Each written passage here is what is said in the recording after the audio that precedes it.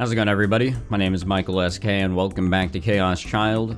It would seem as if we are back over at Frisia. Takuru is on the run from the law, or at least the majority of the law. He is apparently the prime suspect in all of the New Generation Madness cases, or the return of those cases, which is obviously totally messed up and not true. We know this to be true, or do we? Serica seems to be the one who is behind everything, but there's still a lot of questions as to why, which is why he went over to her house or apartment or whatever and didn't really find too much except a bunch of stickers. And I think there was something else, but I totally forgot. But anyways, let us, oh yeah, his old phone, she had it. Wow, how could I forget? But let us continue on and see what other craziness is bound to happen. Miyashiro-chan, 犯人の子の家にいたそうよ。 Momose moved the phone away from her ear and relayed Shinjo's message to Kunasato. Kunasato stopped typing at her computer and grabbed the phone away from her. 新庄さん、宮代に代わってくれ。確認したいことがある。 She must not have liked the answer she got back because she looked annoyed. だったら、なるべく早くこちらに連れてきてくれ。大まかにだが、データの洗い出しと検索が終わった。結果は、今そっちにメールで送った。落ち込んでいる時間などないと、尻を叩いておいてくれ。Momose arched her eyebrow as Kunasato hung up. ちょっと厳しいんじゃない？事実です。That's not what I meant, Momose began. 近しい人が亡くなってしまった気持ちは、ミオちゃんも知ってるじゃない。Kunasato looked down as if searching her own feelings. But then she looked up like nothing had happened and turned back to her computer. 私は利己主義ですから。失恋した男女同士がくっつくような傷の舐め合いはヘドが出ます。同情するのもされるのもごめんです。舐め合いかどうかはともかく、私は同情って優しさだと思ってるわよ。気持ちはわかる。だから頑張れという言葉ほど人を突き放すものはないと思いますが。何も言わなくていいのよ。そういうのは自然に伝わるもんだから。きちんとそうすることができる人を大人っていうの。Kunasato chuckled as she looked at the screen. 私は未成年です。And then Momose chuckled too. それが問題なのよね。She sighed.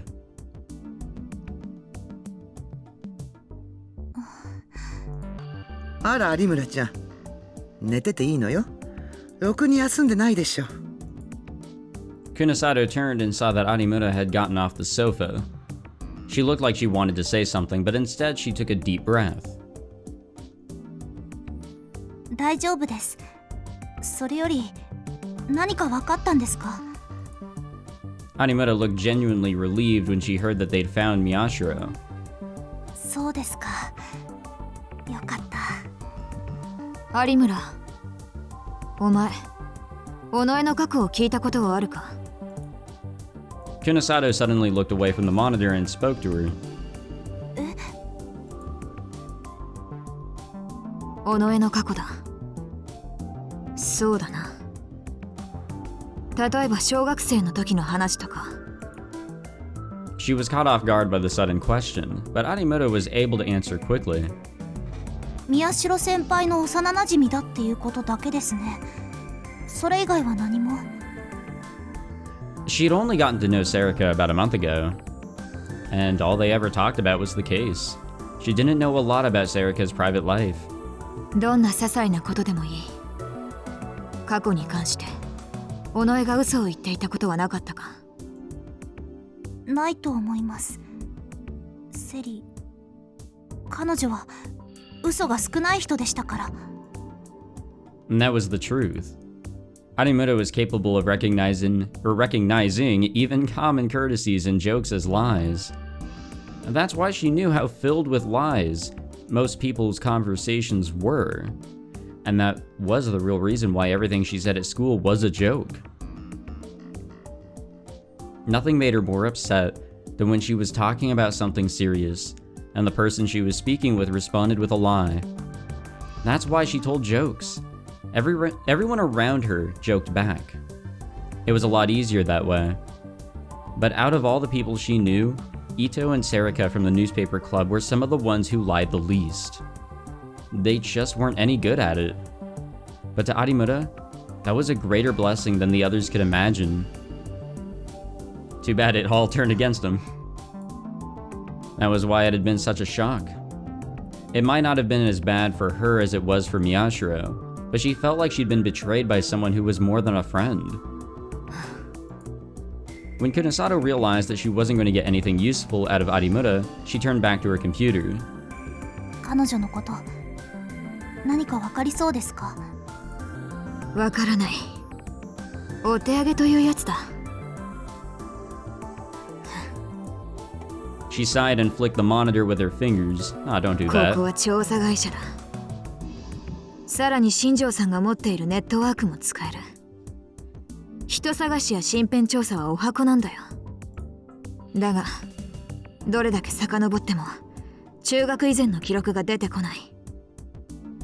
あいつが第三者的な情報として最初に登場するのは2009年の11月だ。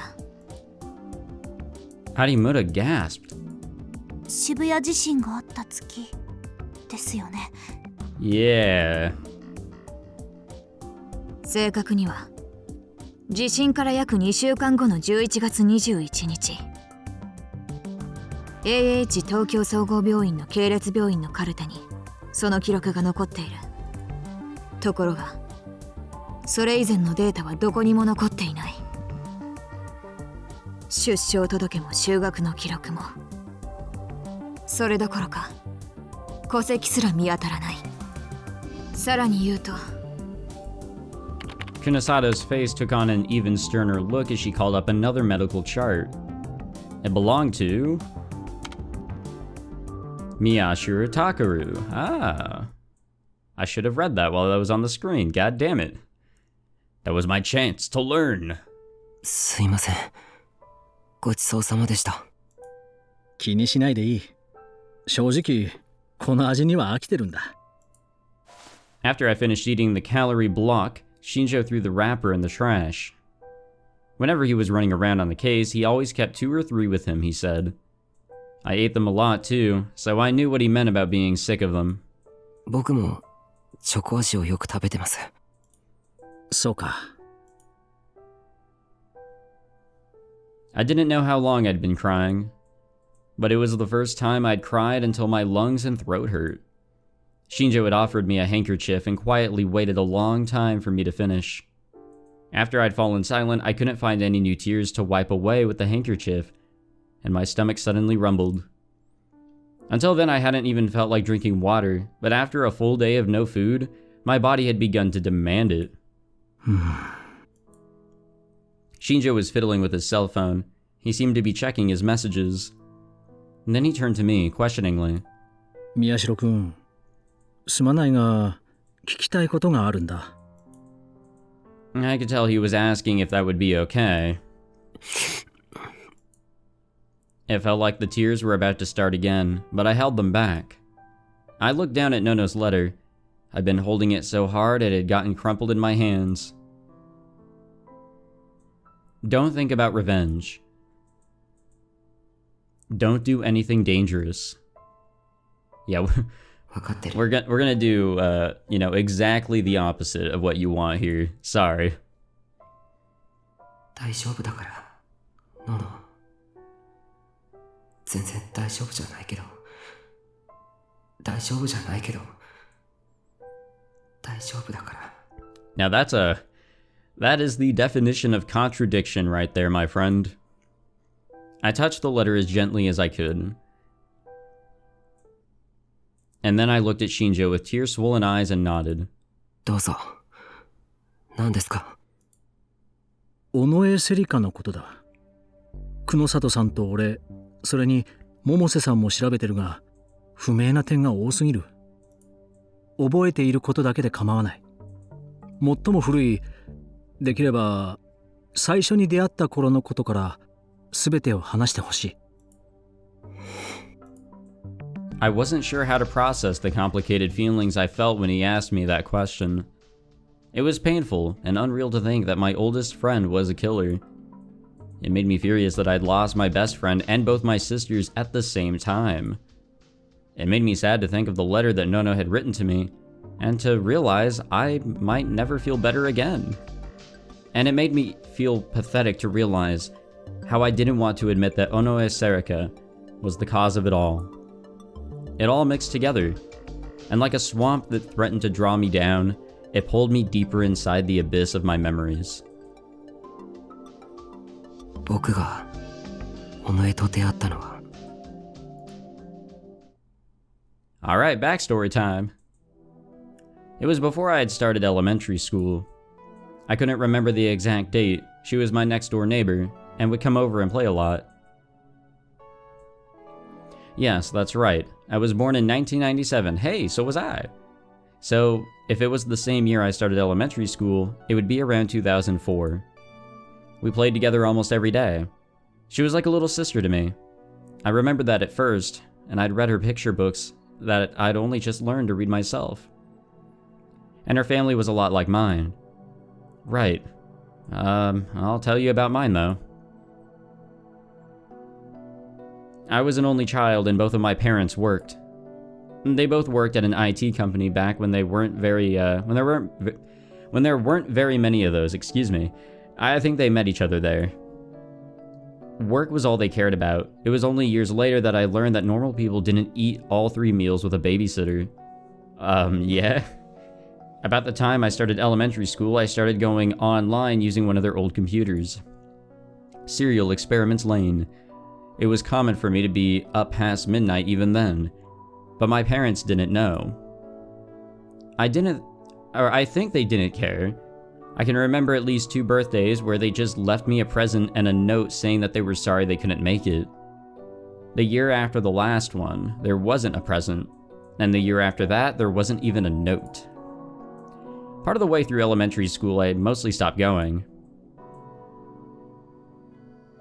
I think it was 3rd grade. My mom happened to be home, so she picked up the phone when the teacher called.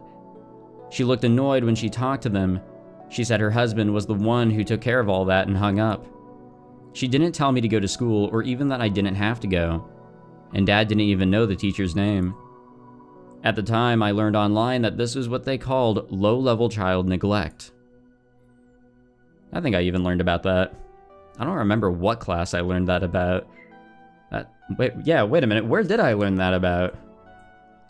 It wasn't in a English class. I really wonder where I learned about that shit. I learned all about, like, the neglect and what could turn a child into, like, a possible criminal. You know what? It was probably a criminology class that I took as an elective. Child neglect and a bunch of other stuff can actually lead a child into becoming a criminal or a juvenile or something along those lines. Serika was the same. Well, actually, she was worse. She always used to tell me that I was lucky because I got a card. Oh, a credit card. I didn't have a babysitter then, so I had to get my own food. Once I learned how to use the card, I would split the food I bought with Serika. I don't think her parents hit her or anything either. Oh, there was one time she came over to my house, really scared. Her parents had tried to force her to go to a hospital, she said. No, I don't know the details, but they said all kinds of mean things about how she was crazy and how she wasn't normal. So I think it was a psychologist or a psychiatrist or someone who worked at a hospital like that. She cried a long, long time. I let her stay in my room for a while. My parents never cleaned it, and they never looked inside it. Yeah. Thinking back, we were probably together all the time when I was little. No, I've never met Serika's parents. She said they were almost never home. I don't think I ever went to her home either. They didn't have a computer, so there was no need to go. God damn it. Yeah, that's right. If there's no TV, no computer, no games, I don't even want to go. Huh?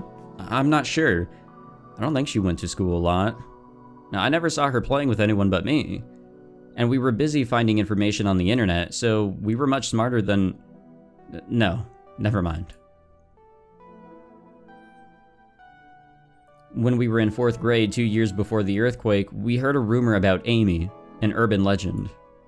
We both went to the basement in the hospital to look for it. Yes, AH Tokyo General Hospital. We like stuff like that, both me and her. And that's where we saw the experiment being done on Minamisawa. We got scared and ran. I couldn't even imagine what it was that I was seeing back then. That was the first time she and I snuck in anywhere. Serica? I think she was scared. I remember thinking that I needed to protect her. But we were both about equally excited. It was a chance to know something no one else knew. Serica told me I should go to school and tell everyone what I saw, and so I did.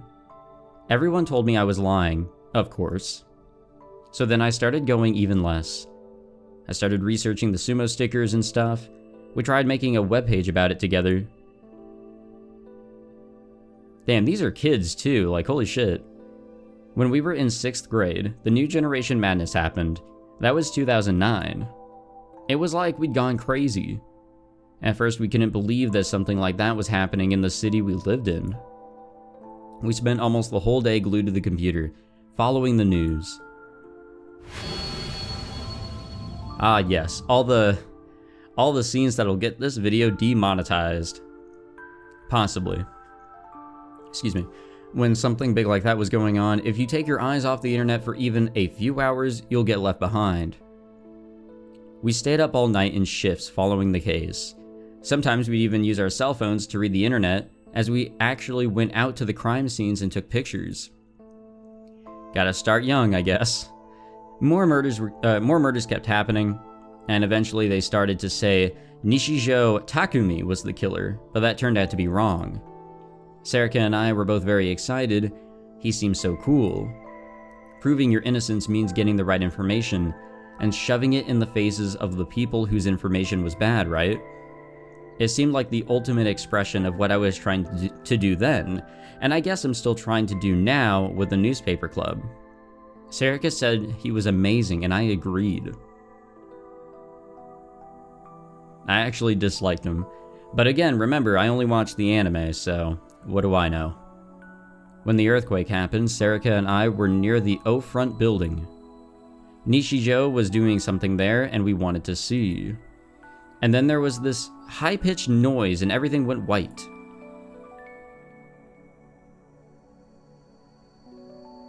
Yeah, I think that's how Chaos Head ended. I'm assuming. I do remember something like that happening at the end of the anime, but the story was so convoluted and shitty in the anime that I just had no idea what was happening. And then it happened.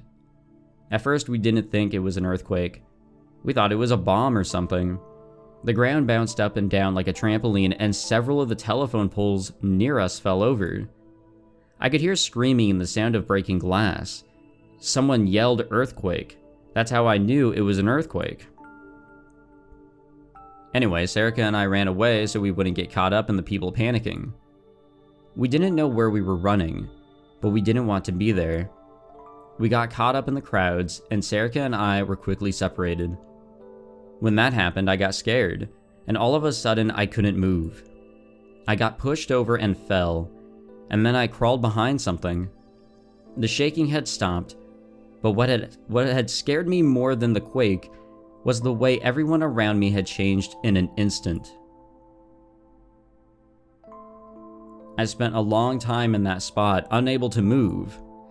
The idea of going home never occurred to me. There was no way I could rely on my parents for help, and at the time, I thought that no place in Shibuya was still standing. I didn't know what to do. And then I found Serica passed out near me. She must have been pushed down and hit her head, or maybe she hadn't been able to handle what she was seeing because she had passed out, and decided that I had to save her, or I decided I had to save her. The information online said that Yoyogi was relatively undamaged and the hospitals were accepting patients. I carried her on my back and started walking there. And then... No. Never mind. Anyway, I just kept walking, and I finally reached Tokyo General Hospital, which had been turned into a temporary shelter. Sarika looked like she was in pain the whole way there. She didn't wake up. I saw my parents there. And then I collapsed from a terrible headache. Yeah, are we sure that's what happened? Are we 100% certain that that's all that occurred there? That's all I remember from the earthquake. When I woke up, I was in Alba dorm, and a year had passed while I was in a coma. And that's where I met Nono and the others. A brand new happy family that got taken away just a little bit ago. Haha. Sorry, I'm fine. How dare I try to joke about the tragedy. I heard what happened from Nono, or happened then from Nono and Sarika. Sarika woke up at the hospital and saw me unconscious. She stayed with me the whole time, and when Tokyo General overflowed, I was moved to one of the other hospitals in their network, and she came with me. She wasn't in good shape either, and I guess she didn't want to go home. She refused to leave my side, and then the people from the hospital saw her.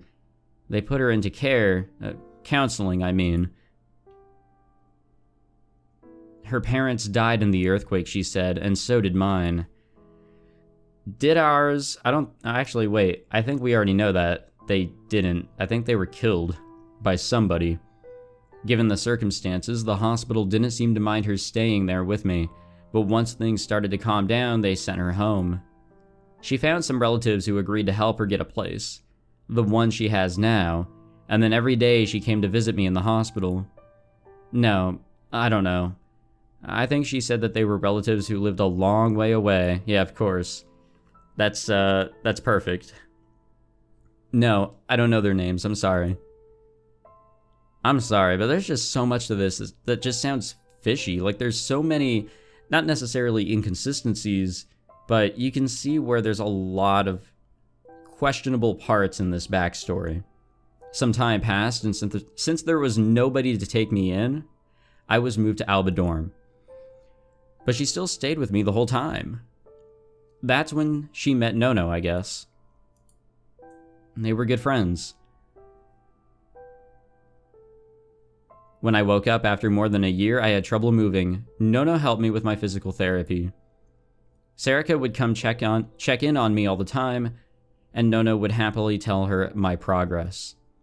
Family was very, very important to Nono, and Sarika was the one person outside the family she called by her first name, not her last.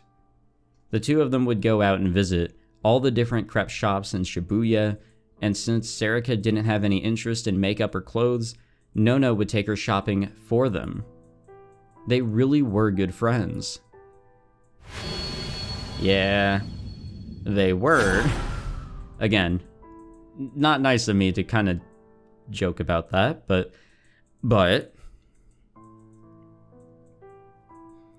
after my therapy ended and I could walk, I started going to school more and more. Yes, that middle school. I was given special permission to be in second year along with the other kids my age. Sarika did the same as a first-year student. After the earthquake, while I was in a coma, she'd started going to school. It was hard living on her own, but Nono would take care of her, and her relatives sent her plenty of money. She seemed to be doing better than she was at her old house. No, there was nothing strange, I think.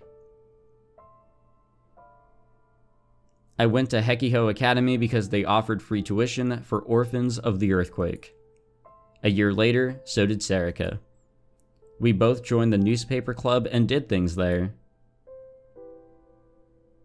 It was exactly as you saw it, I think. She spent a lot of time with us at school, but she had her own friends in her own class.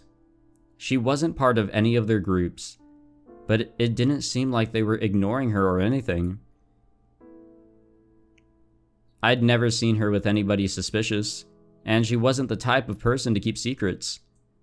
When I didn't have a charger, she'd just hand me her phone and let me use it. That was the kind of girl she was. Yes. Sarika was a normal high school kid. Just like us. Yeah, it was. Alright, back to November 5th. At the same time, god damn it.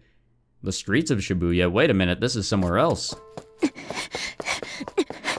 Oh, we're following Sarika.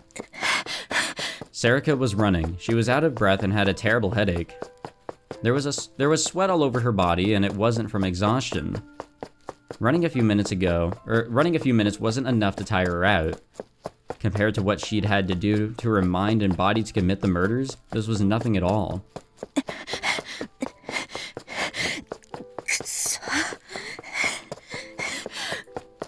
She touched the small cut on her stomach as she ran. She felt slick blood, a sensation she was long since tired of. She would probably have to stitch it up, but if her organs weren't ruptured, she'd be fine. She was used to getting stitches without anesthetic.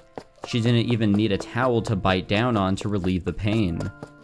The needle didn't even need to be a medical one. What the fuck? That's how you get a disease right there. That's how you die. But this terrible headache was new to her. Sarika stopped when she saw that there was no one around. She punched the wound on her stomach hard, 2 or 3 times, yeah, that'll help it. The sensation of a fierce external pain, a sensation she was used to, ran up her spine. She had hoped that it would alleviate the pain of her headache. She hoped that her brain would decide the pain of her open wound was more important than the headache. But the headache didn't stop. It felt like a cold needle was being driven into her head with every heartbeat, as her mind screamed at her that something was terribly wrong. She knew why. Her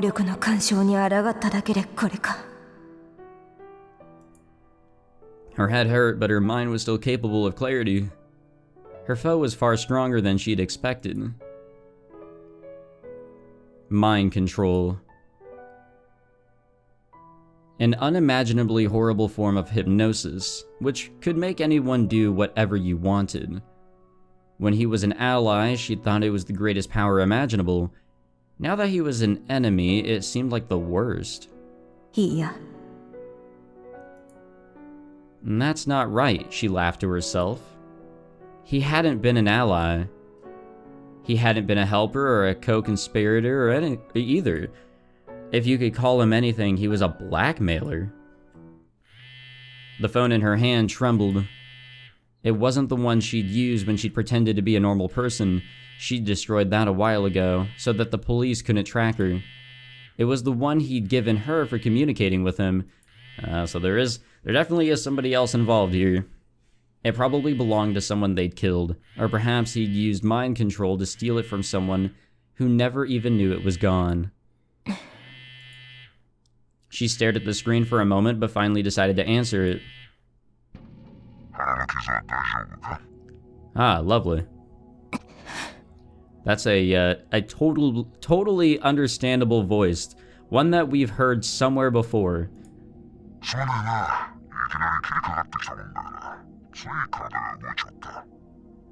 Huh? 嘘をつけ。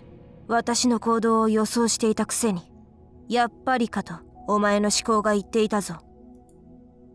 He must have found something funny because the man on the other end laughed.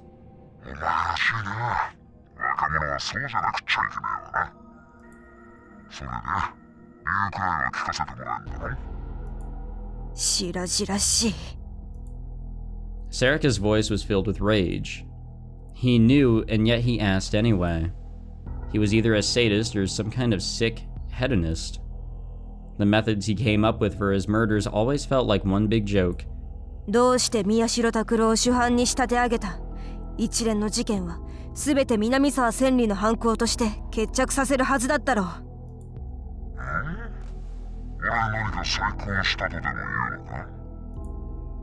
Of course you were, asshole, she thought. A warrant had been put out for Miyashiro only a few hours after Kirisu Nono's death, and in a way that would normally never be possible. There was no way they'd give a miner's real name out in that span of time unless he had used his power. 一体どういうつもりだ。別に知りすぎたんだよ。俺でもお前に譲歩してんだぞ。何？お前の力には随分助けられたからな。本来ならあいつを殺さなきゃいけないところを犯人として逮捕されるくらいで終わりにしてやるっつってんだよ。She hated the fact that she was on the phone. Without being able to see him, she couldn't read his mind. She wanted to know what he was really thinking. 南沢千里より彼を犯人として祭り上げた方が都合が良くなっただけだろう。余計なことを知っている彼は世間に出てこなくなる。その上、自分の姉と妹を殺した主犯ということで話題性もつく。その方が力士シールに注目も集まるからな。しかも犯人として逮捕されて終わりだと、宮代拓は最初の犯行である9月7日時点ですでに18歳だ。犠牲者は7人。未成年としては犯罪史上最多。今の世論の流れなら十中八九極刑になる。そんなことを私がわからないとでも。そんなの裁判やってみなければわからないじゃないか。どうせお前が捜査するんだろうが。Serica yelled into her phone, and the man started laughing again. She didn't know if it was because she'd yelled or because his laughter pissed her off, but the headache got worse, which only made her madder. やっぱいいなお前は。どうだ、こっちに戻ってこないか。お前の力は俺らにとって貴重なもんだし、頭も切れる。度胸もあるしな。ふざけるな。彼が無事であること、これがお前に手を貸す唯一の条件だったはずだ。相変わらずの石頭だな。それ以外のことに私の価値などない。Miyashiro Takuru's survival. That was the one thing she'd cared about since she came into this world. Being a murderer, being an accomplice to murder, using her mind-reading powers to find psychics, she'd done it all for that reason. But now... じゃあ聞くけどよ。お前、これからどうするつもりなんだ？まさか、あいつを連れて逃げる気かSerica managed to stop herself from speaking. He was right. She thought it was the only way. そんなことできるわけねえだろ。やってみなければわからない。お前の力は確かに脅威に見えるが、委員会の末端ができることには実は限界があるんじゃないのか。Ooh, the committee. That's why he'd come to her for help, right? She thought that this was her only chance to save Miyashiro. 現に彼はまだ警察にもお前の手にも渡っていない。居場所がわからないんだろう。確かに俺は末端どころか下っ端の下っ端。中枢メンバーすら知らない雑魚だけどよ。And then he spoke in a voice that sounded a little too deliberate. She could sense his lips curling into a smile. 試しにフレシアあたりから調べてみるかな。Oh no. Uh-oh. She finally gave a small gasp. She thought that that's where he was hiding too. How did he know about Frisia? When she whispered that to herself, he said, あのな、フレシアの話なんざ何度も聞かされてる。俺があいつやものからどれだけ信頼されてると思ってんだ。Wait. What? 死ね、クズが。Serica hung up the phone and started to run, ignoring the pounding in her head. Okay, so yeah, we really don't know who the fuck that guy is. Okay, so I definitely had things kind of twisted, probably from things that Kirisu said. So definitely two people working together, which we knew from what Ito told us until he became under the hypnosis. And definitely a deal of mind control and mind reading. So two different psychics, definitely with the 1 power per person deal, which we all kind of predicted, I'm sure. Or at least I predicted. But who the yuck is that man? I'm trying to think of characters that, yes, are adult men. He kind of alluded to the fact that he's not around the main character's age, so we don't have to worry about that, probably. Somebody that we either know or don't know. And I also feel like we're only scratching the surface, or we've only been scratching the surface with what's been given to us in terms of story. I feel like there's just so much that's getting thrown around that I fully can't comprehend because we haven't been given enough information in this run. And throughout all of these chapters, I was under the impression that we were, but maybe we're not. Something seems amiss. So that's it, Kunosato said in a voice that was almost too soft to hear. And then she put her hand up to her head and started to think. I told Kunosato the same thing I'd just told Shinjo.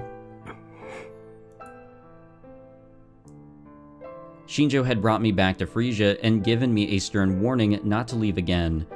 Then he'd quickly gone back to his investigation, in theory looking for me.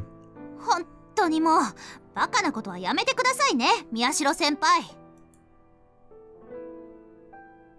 まったくよ。有村ちゃんなんて泣きながら先輩が逮捕されちゃうって大変だったんだから。泣いてません。Both Arimura and Momose were worried about me. I was glad for that. The only ones who knew the truth were the three of them, Shinjo, Kazuki, and Uki. We may have had different goals, but if nothing else, they knew I wasn't the killer, and they were working to find the real killer, Serika. Only now did I realize how stupid it was for me to run away. Compared to this morning, the thick fog in my brain had lifted a little. ノノ、僕は大丈夫だから。So we say yet again. Don't think about revenge. Don't do anything dangerous. Again, not sure if we can really, obey that order. Live the same life as everyone else does, but don't get buried among the crowd. The words in the letter were like heavy weights, keeping me grounded. Miyashiro. Arimura. Yes?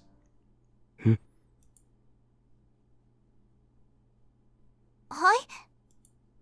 Kunosato turned away from the computer screen and toward us. Her expression was even sterner than usual. 前にも言ったと思うが、渋谷地震の際に目撃された白い光が、お前たちギガロマニアックスの発生に関係していると、私は確信している。震源域の中心付近に、かつてプラネタリウムがあったのは知っているだろう。そのプラネタリウムは、ある企業によって買い取られたのだが、新庄さんの聞き込みによれば、それ以降、不審な男たちが目撃されるようになったそうだ。しかも、それと並行して、多数のリアルブートらしき現象の目撃情報がある。さらに、その企業は、例の AH 東京総合病院と深い関係があることも分かった。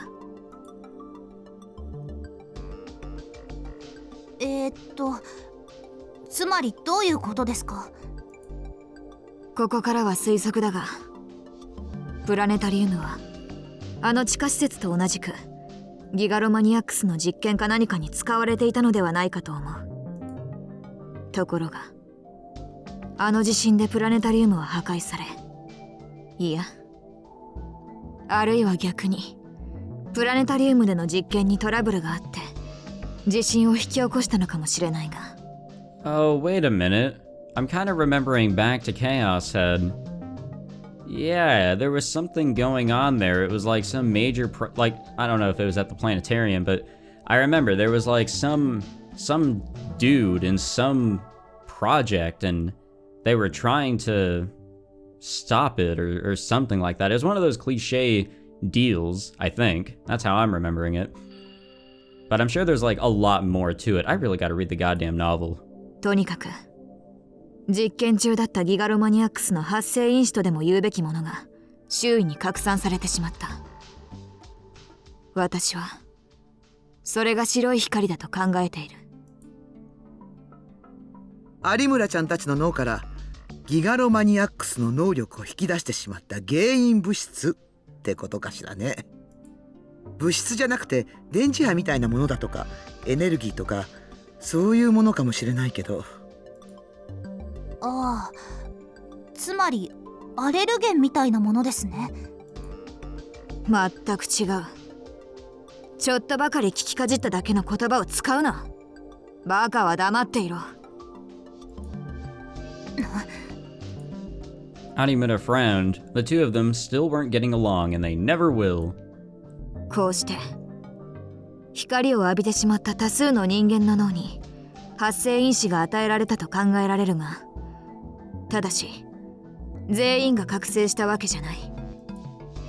これまでの研究によれば、脳がまだ発達段階で活発に活動している若い人間、その中でも脳への負荷が非常に高い事象を経験した者だけに能力の発現が見られる。はい。 I nodded. I knew exactly what she was talking about. 能力者の能力はその出来事というより、その出来事に対してどんな心理的作用が働いたかに依存している。その話みんなでしたことあります。どんなことを望んだかで能力が決まるってことですよね。ありていに言えばそういうことになるな。When I'd woken up from the earthquake, I'd felt a lot of stress at the way my body wouldn't move. I never wanted to go through that again. Not only was there the stress of not being able to move, but there was the terror that came with wondering if I might stay like that forever. That's why I'd gained my power of psychokinesis. When I was telling that to Kunosato, my mind flashed back to how Nono helped me with my physical therapy. She'd done her best to cheer me up, at times kind and gentle, and at times strict. She was always there for me. But now she was not there for me. ダメだ、しっかりしろよ、宮代拓。 It is kind of a difficult, fact to deal with. Such a character like her is gone that all I can really do is joke about how she is gone and accept that fact that she is gone. She was a dependable character. I don't think I ever suspected her of anything except for that one lie that she told, or the fact that she was keeping something from us. I forced myself to snap out of it. And then I realized that Kunosato was staring at me. Huh? 宮代拓の能力はサイコキネシス。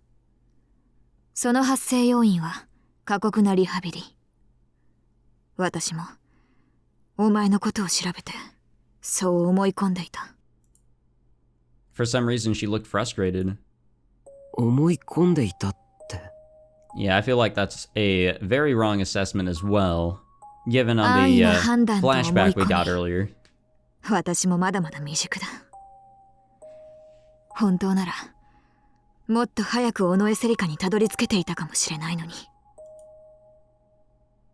Huh? どういうことですか？今も言ったろ。能力者はいずれも地震の時にギガロマニアックスの発生因子を浴びて能力を発現させている。おそらくあの過酷な地震が彼らに強いストレスと願望を与え、それが引き金となった。お前もそうだな、有村。ええ。And that's what she'd said before, that her powers had awoken during the earthquake, and that the cause was that she wanted to know the truth. 山添由紀もそうだ。佐久間先生からのレポートによれば、能力の発現はやはり渋谷地震の直後だという。それとパイロキネシストのハイダリコ、あの女のこともようやく調べ終えたが。 Oh yeah, let's hear it. Kunosato pointed to a corner of her screen. It was displaying the data about the pyrokinetic that had threatened us. Excuse me. ハイダリコは渋谷地震で顔に火傷を負い、他の能力者と同様その直後に覚醒している。絶望感による過度のストレスと、他の人間に自分と同じ絶望を与えてやりたいという暗い願望が発生因子と結びついたらしい。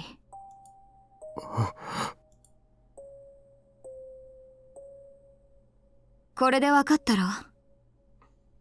もちろん全ての能力者を調べたわけではないが、私が知る限り全員例の白い光を浴びた直後に能力を得ている。1年以上のタイムラグがあったものなど私の持っているデータの中にはいないんだよ。 I started to understand what Kunasato was trying to say, and then I felt an awful sensation. 情報を精査したところによると、能力者の力が発現する際には必ず大きな副作用が起こる。耐え難いほどにひどい頭痛だ。これは血管拡張によるものだと思う。頭痛の原因の中では極めてポピュラーで、片頭痛と診断される痛みも血管が拡張するために起こる。ギガロマニアックスの場合の血管拡張は発生因子が引き金となって、ドーパミンとそれに類した神経伝達物質が過剰に分泌されるのが原因というデータが出ているが、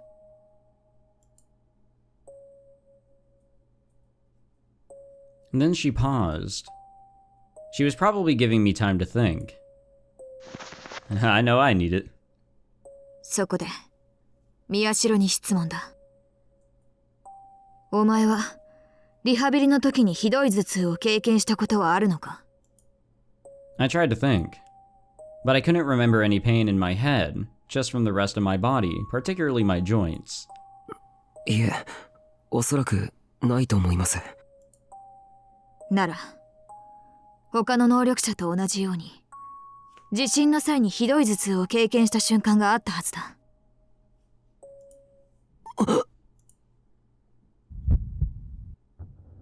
I could hear my heart beat loudly. My vision started to blur, and then my heart beat so loud that I could hear it. その時お前は何をしていた？ I had a bad feeling. What was I doing then? いや、正確に聞こう。地震の時にお前は何を望んだ？例えば危険を回避するために瓦礫を意のままに動かしたいと望んだのか？それでサイコキネシスを手に入れたのか？違う。そんなこと望んでなんかいない。あの時僕が望んだのは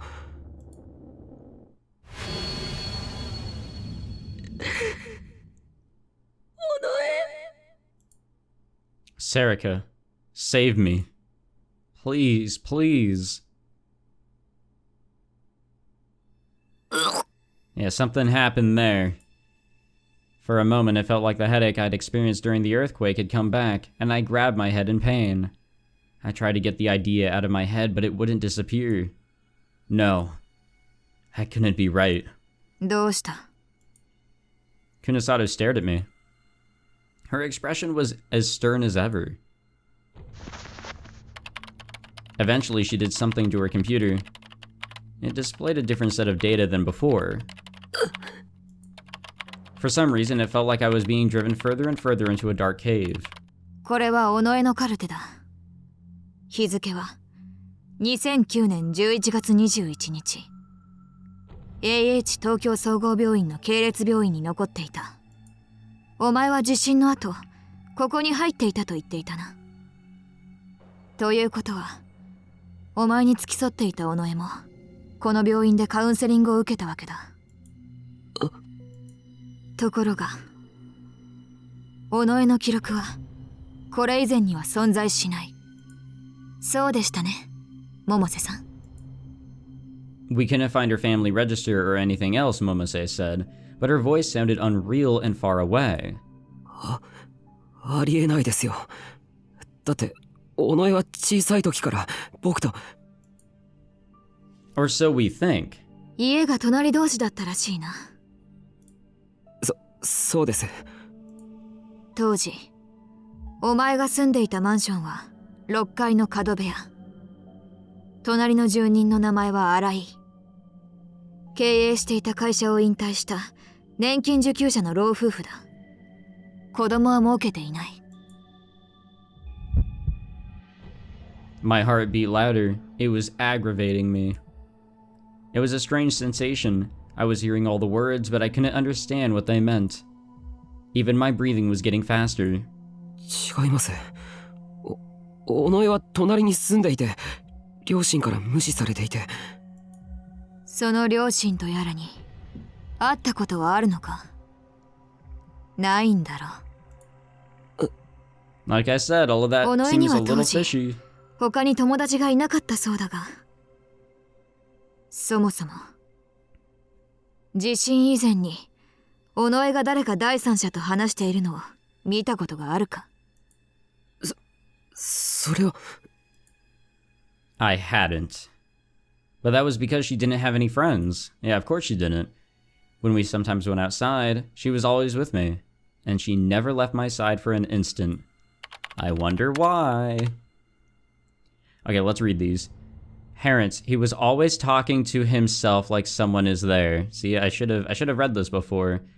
One day he came up with the name Onoe, and he uses it constantly. My parents are never at home, so I spend time with my friend, Onoe, who's always around. The patient and the parents view family life very differently. So family difficulties. Patient is stable but portrays unnatural antisocial tendencies constantly. Talking to himself and shouting, or what does that say? Showing dependency on the something friend. Okay, so basically, imaginary friend. Kunasato tapped at the keyboard and the screen changed. これはお前のカルテだ。その系列病院に残っていたものだ。If only I'd found it sooner, she whispered. At some point, I'd started crying. I couldn't see the screen through my blurry vision. お前が昏睡状態に陥った原因は不明とされている。発生因子のことが解明できなかったんだろう。だが、その代わり、別の病院の精神科の診察記録が追記されている。Another hospital? Psychiatrist? I'd never been to another hospital. It must have been some mistake. 2006年の日付か。お前が小学3年の時だな。イマジナリーフレンドへの過度の傾倒と診断されている。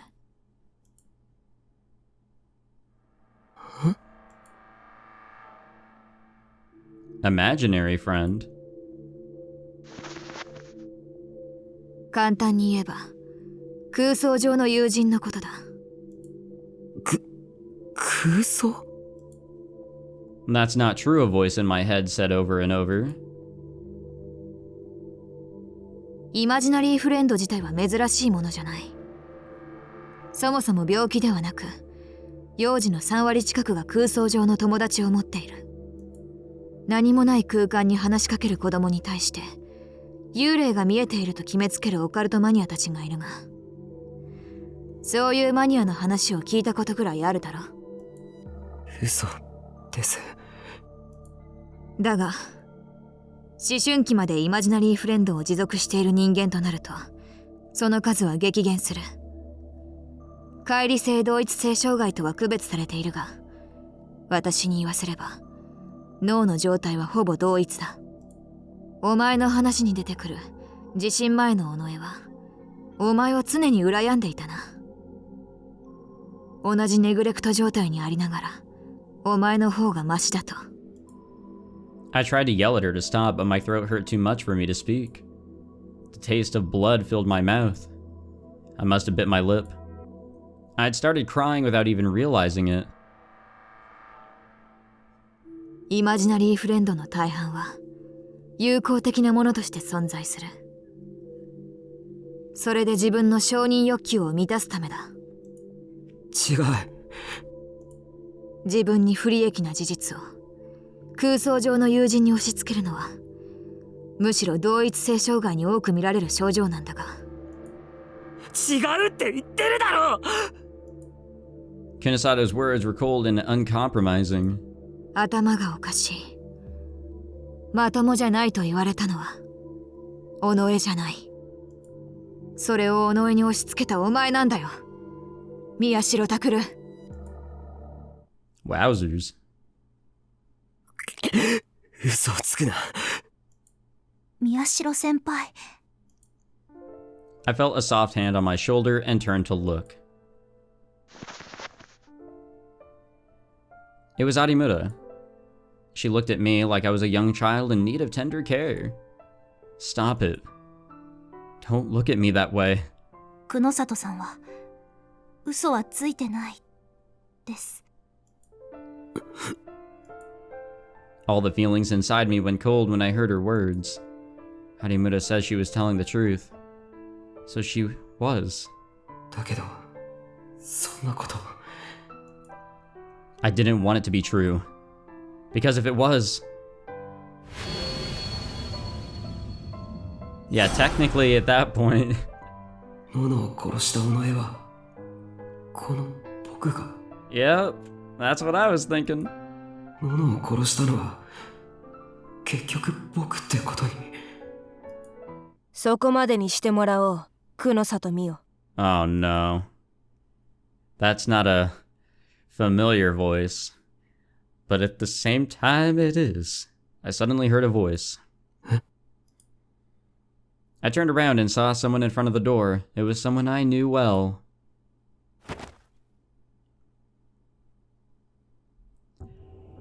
Onoe?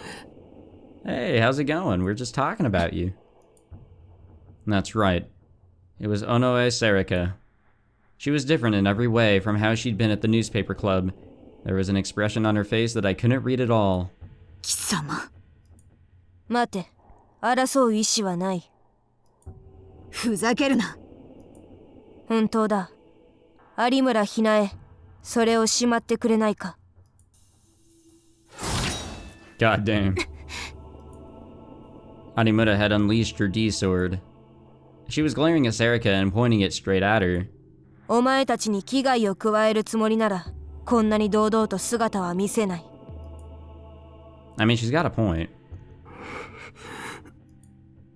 Wait. Why was Serika here? What was she doing? Was she saying she wasn't here to fight to make me let my guard down? And then kill me? No, forget that. Why did she kill Nono? All these thoughts slipped through my mind before I could really think about any of them. But then they all came together to form the biggest question of all. Why? 目の前のこいつを、本当に僕が。 Oh, you know what? That's a good question too. そう。今思ってる通りだよ、宮代拓。 Serika was looking me dead in the eye. Was she reading my mind? It felt like she could read everything I was thinking. 私は、お前に生み出された存在だ。あの時にな。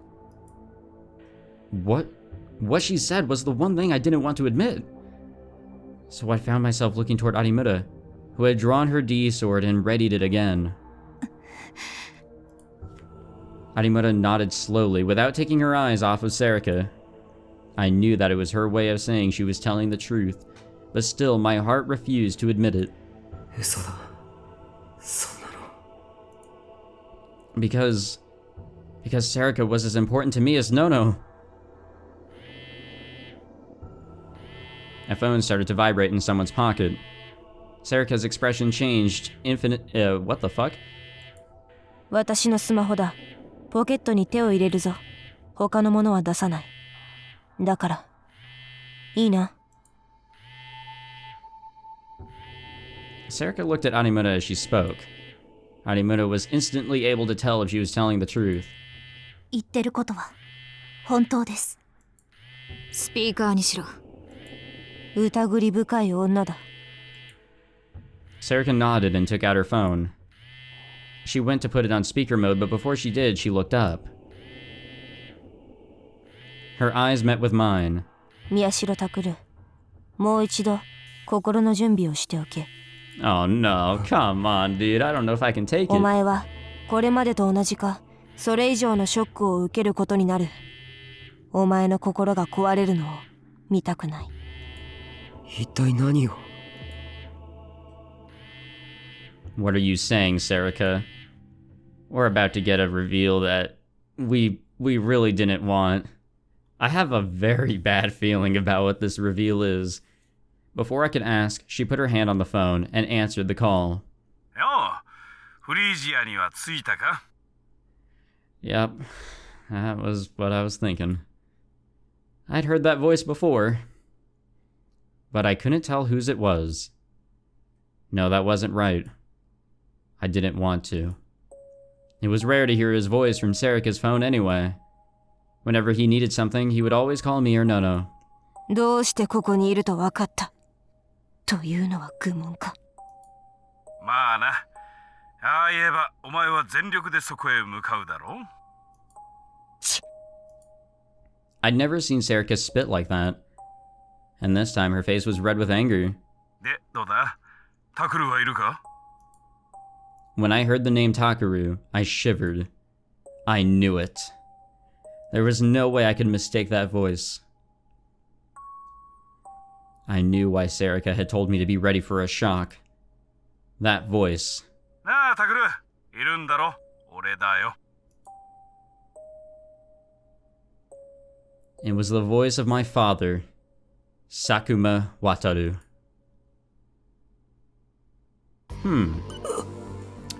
Okay, let's stop playing for now. Wowzers. This one was difficult to record. Wait a minute, we're already on another chapter. Oh shit, man, they are really getting creative with these chapter names. So this chapter, or this episode, sorry, was difficult to record because, one, reveals, tons of reveals, story is wild, and also, it is hot in here. It's been getting very difficult to do my commentary in here when it's so hot. So I apologize if I sounded awful at any point in this episode. I think it got better as I drank more water during the times I could. But definitely be prepared for me to have heat strokes while recording. But man, what an episode. Holy shit. I don't even know what to say. Now there's even more questions.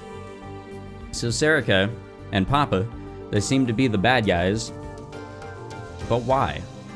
Now we know Serica's past, and honestly, I kind of predicted it, like, from the get-go. I'm gonna be totally honest here. I know that's gonna sound stupid, but it might be like, I don't want to say cliche, but just, you know, from my past of everything that I've consumed in terms of anime or other media, it just sort of seemed like, oh, childhood friend, and as goofy and all as Serica, I kind of just thought that could be, you know, depending on the direction this game went, an imaginary friend. And, well, I was kind of right, wasn't I, huh? So, I didn't really want to believe that either, because that seemed too cliche, but I had that in the back of my mind. I had a lot of things in the back of my mind. Like, for a while, I thought Serica would be the one to be most wary of, but then, you know, Ito came out and kind of crushed that. And then, of course, I was blaming Kawahara. I'm going to be having predictions left and right that I state, but obviously I'm going to have a lot of things in my mind that I kind of keep there thinking, you know, what if? Because that really is what this all is. I never would have guessed that Papa was involved, and now I want answers. But definitely had an idea that Serica was, you know, there was something to her besides, you know, being the obvious choice for a killer, but there's something else to her. And it was really going in that direction with everything that was getting revealed in this episode, or up to the reveal, everything that was being said in these past 2 episodes. It sort of did lead in that direction that, hey, maybe she wasn't around, you know, maybe something's wrong, either somebody's lying, or maybe she just literally did not exist. So, I guess there you have it. Wow, some crazy stuff.